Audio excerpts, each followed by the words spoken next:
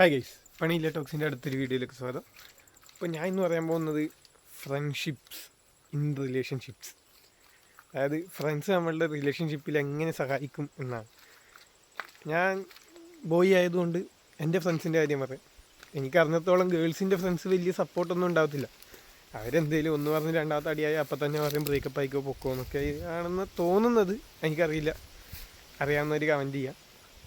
ഞാൻ അറിഞ്ഞത്തോളം നമ്മുടെ boys friends എങ്ങനെയാണെന്ന് വെച്ചാൽ അവർ ബിഹേവ് ചെയ്യുക ഒരു ഫുട്ബോൾ കോച്ചിനെ പോലെയൊക്കെ. അതായത് ഞാനാണ് ഈ കളിക്കളത്തിൽ പ്ലെയർ ആണെങ്കിൽ അവർ എൻ്റെ കോച്ചിനെ പോലെ.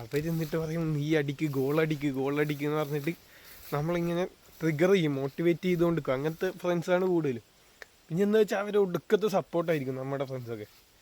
എന്താ വെച്ചാൽ ഓരോ കാര്യത്തിന് നീ എവിടെ പോ, അവളെ കൂട്ടി ഇവിടെ പോ മറ്റേടത്ത് പോകുന്നൊക്കെ പറഞ്ഞിട്ട് ഭയങ്കര ഔട്ടായിരിക്കും. ഇൻ കേസ് നമ്മളെ കാണാൻ വലിയ വൃത്തിയും ഒന്നും ഇല്ലേലും പറയും നിനക്കെന്താടാ കുഴപ്പം, നിനക്ക് നൈസല്ലേ, എന്ത് മണ്ടത്തരം പറഞ്ഞാലും പറയും നീയൊക്കെ നൈസാടാ, കിടിലനാണ് എന്നൊക്കെ പറഞ്ഞിട്ട് പറയും. കാരണം അവർക്ക് നമ്മളെ ട്രിഗർ ചെയ്യണം. അപ്പോൾ നമ്മുടെ റിലേഷൻഷിപ്പിൽ ഇങ്ങനെ പോകുന്നത് അവർക്ക് കാണണം. ആക്ച്വലി അവർ റിലേഷൻഷിപ്പിൽ മൂഞ്ചാൻ വേണ്ടിയിട്ടൊന്നല്ല ഇങ്ങനെ ചെയ്യുന്നതെങ്കിലും ചില സിറ്റുവേഷനിൽ അതൊക്കെ മൂഞ്ചിപ്പോവും. റിലേഷൻഷിപ്പ് മൊത്തത്തിൽ മൂഞ്ചിപ്പോവാനും വഴിവെക്കാറുണ്ട് ഇങ്ങനത്തെ ഫ്രണ്ട്ഷിപ്സ്. അപ്പോൾ എനിക്ക് തോന്നി ഇത്രയാണ് ഫ്രണ്ട്ഷിപ്സ് ബെസ്റ്റാണ്.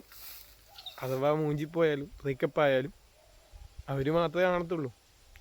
ഫ്രണ്ട്സ് ഉണ്ടാവും എപ്പോഴും, അനുഭവത്തിൽ നിന്ന് പറയുന്നതാണ്. അപ്പോൾ ബൈ.